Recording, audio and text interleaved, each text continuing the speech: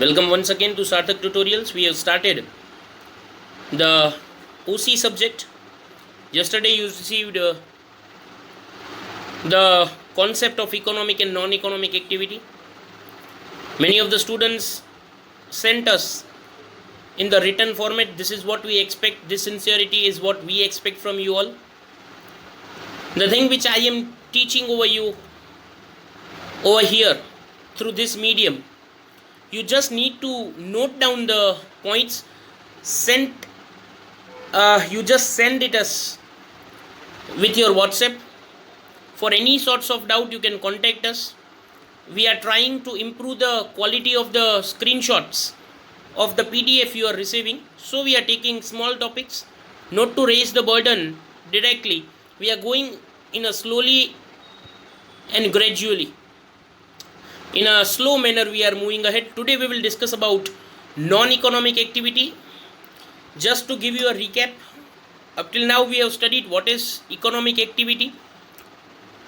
I again repeat, any activity which is done with an objective to gain economic benefit is known as economic activity.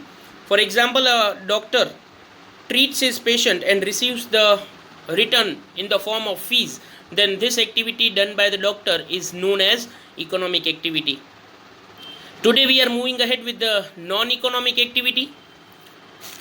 The objective of non-economic activity is neither monetary returns nor economic gains. Some persons in society performs activities without the objective of monetary consideration or economic gains. Yes friends, the objective of non-economic activity is neither economic returns nor economic benefits. કંઈ કમાવા માટે, monetary returns કમાવા માટે આ activity ન થતી હોય તો એને આપણે નોન ઇકોનોમિક એક્ટિવિટી કહીશું. ફ્રેન્ડ્સ, કોઈ પણ વ્યક્તિ જ્યારે કાંઈ પણ એક્ટિવિટી કરે પણ એના પાછળનો ઓબ્જેક્ટિવ એનો ઇકોનોમિક બેનિફિટ કમાવાનો નથી તો એ ઇકોનોમિક એક્ટિવિટી ન કહેવાય, એ નોન ઇકોનોમિક એક્ટિવિટી કહેવાય. આપણે સોસાયટીમાં જોતા હોઈએ કે ઘણા બધા વ્યક્તિઓ સોસાયટીના વેલફેર માટે કાંઈક ને કાંઈક એક્ટિવિટીઝ કરતા હોય તો એના પાછળ એનો ઓબ્જેક્ટિવ ઇકોનોમિક બેનિફિટ્સ નથી તો એ નોન ઇકોનોમિક એક્ટિવિટી થઈ જાય છે. Example, social service carried out by social worker, nursing activity by mother for her children, working for voluntary propagating the unity of community, volunteer working in relief camp where the people are affected by natural calamities like earthquake, tsunami, etc. are called non-economic activities. The motivating factor for these activities are services to country, services to society. Feeling of all this brings change in the life of a person. Exactly friends, આજે examples આપ્યા છે કે ઘણા બધા એવા વ્યક્તિ હોય કે જે વોલેન્ટરીલી પોતાની રીતે રિલીફ કેમ્પમાં કામ કરતા હોય. અર્થક્વેક જેવી એક્ટિવિટી, કોઈ અર્થક્વેક જેવી કોઈ નેચરલ કેલામિટી થઈ ગઈ હોય કે પછી સુનામી જેવી કોઈ નેચરલ કેલામિટી થઈ ગઈ હોય તો આ બધા રિલીફ કેમ્પમાં વોલેન્ટરીલી હેલ્પ કરતા હોય. પછી કોઈ મધર છે એ પોતાના ચાઇલ્ડને કંઈ એજ્યુકેશન આપતી હોય, ફાઇન, કંઈ નર્સિંગ સર્વિસીસ આપતી હોય તો એ બધી નોન ઇકોનોમિક એક્ટિવિટીમાં આવશે. કારણ કે આના પાછળનું ઓબ્જેક્ટિવ ઇકોનોમિક બેનિફિટ કમાવવું નથી. So this is known economic activity. અને આ બધી એક્ટિવિટી ક્યારે કરે માણસ, કયા એવા ફેક્ટર્સ છે કે જે એને આ નોન ઇકોનોમિક એક્ટિવિટી કરવા માટે ફોર્સઅપ કરે તો એ છે service towards the country, service to the community, service to the society, બરાબર, ફિલિંગ ઓફ બિંગ વન, બરાબર. આ બધી જ નોન ઇકોનોમિક એક્ટિવિટી કોઈ પર્સનના લાઈફમાં ઘણો મોટો ચેન્જ લઈ આવી શકે. તો બેઝિકલી આપણે અત્યારે ડિફરન્સ કરતાં પહેલાં આપણે અત્યાર સુધી એ જોયું કે કોઈ પણ એવી એક્ટિવિટી જે ઇકોનોમિક બેનિફિટ કમાવા માટે કરવામાં આવતી હોય એને આપણે ઇકોનોમિક એક્ટિવિટી કહીએ છીએ. અને જ્યારે કોઈ પણ એક્ટિવિટી કરવા પાછળ ઇકોનોમિક બેનિફિટ કમાવાનું ઇન્ટેન્શન કે ઓબ્જેક્ટિવ ન હોય તો એને આપણે નોન ઇકોનોમિક એક્ટિવિટી કહીએ છીએ. 2 માર્ક્સના એક સારા આન્સર ઉપર આવીએ. What is the difference between economic and non economic activity? Concept I hope clear મસ્ત થઈ ગયો હશે. ડિફરન્સની આપણે વાત કરીએ તો સૌથી ફર્સ્ટ પોઈન્ટ ઓફ ડિફરન્સ છે ઓબ્જેક્ટિવ.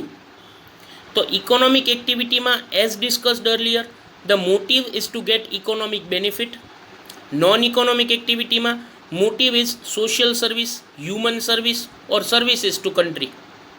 બરાબર. ઇકોનોમિક એક્ટિવિટીમાં મેઇન ઓબ્જેક્ટિવ શું હોય છે? Economic benefit.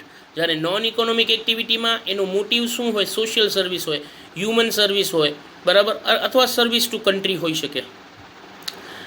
એક્સપેક્ટેશનની વાત કરીએ તો ઇકોનોમિક એક્ટિવિટીમાં expectation is profit, salary, fees and maximization of wealth. જ્યારે નોન ઇકોનોમિક એક્ટિવિટીમાં expectation is service to country, social service. Yes, exactly. Economic activity કરતી વખતે એક્સપેક્ટેશન શું હોય?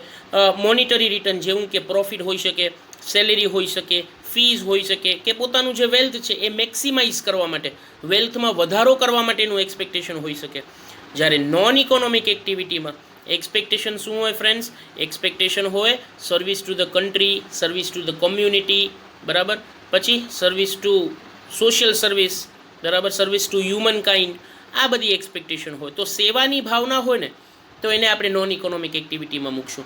અને જ્યારે કંઈક કમાવા માટેની એક્સપેક્ટેશનથી કોઈ એક્ટિવિટી કરવામાં આવતી હોય ને તો એ ઇકોનોમિક એક્ટિવિટીમાં આપણે મૂકશું. ટાઈપની વાત કરીએ તો ઇકોનોમિક એક્ટિવિટીઝ, જેમ લાસ્ટ લેક્ચરમાં આપણે ડિસ્કસ કરી હતી, there are 3 types of economic activities: business, profession અને એમ્પ્લોયમેન્ટ. તો 3 બેઝિક ઇકોનોમિક એક્ટિવિટીઝ છે, એ આપણે આગળ આવશે એમ ડિસ્કસ કરશું. જ્યારે નોન ઇકોનોમિક એક્ટિવિટીમાં કોઈ ટાઈપ્સ આવતી નથી. રિસ્ક એન્ડ અનસર્ટેનિટીમાં બિઝનેસમાં લોસ થઈ શકે, જોબ તમારી જઈ શકે, પ્રોફેશન કદાચ ન ચાલે, તો there remains a risk and uncertainty. જ્યારે નોન ઇકોનોમિક એક્ટિવિટીમાં કંઈ કમાવાનો ઓબ્જેક્ટિવ જ નથી તો એનામાં કોઈ જ પ્રકારનો રિસ્ક અને અનસર્ટેનિટી હોતી નથી. તો ફ્રેન્ડ્સ, આજે આપણે 2 માર્કનો એક મસ્ત આન્સર કર્યો, એ તમે લખી અને તમે મારા સુધી મોકલાવશો. જેનામાં બેઝિક આપણે શું કર્યું? પહેલાં કોન્સેપ્ટ સમજ્યો, એના પછી આપણે ડિફરન્સ સમજ્યો. 4 પોઈન્ટ્સ ઓફ ડિફરન્સ છે, જેનામાં ઓબ્જેક્ટિવ, એક્સપેક્ટેશન્સ, ટાઈપ અને રિસ્ક એન્ડ અનસર્ટેનિટી. તો ફ્રેન્ડ્સ, આપણે આજે ડિફરન્સ કર્યો, એમાં કાંઈ જ ડાઉટ હોય તો અમને કોન્ટેક્ટ કરજો. વિડીયો લેક્ચર્સ જોતા રહેજો.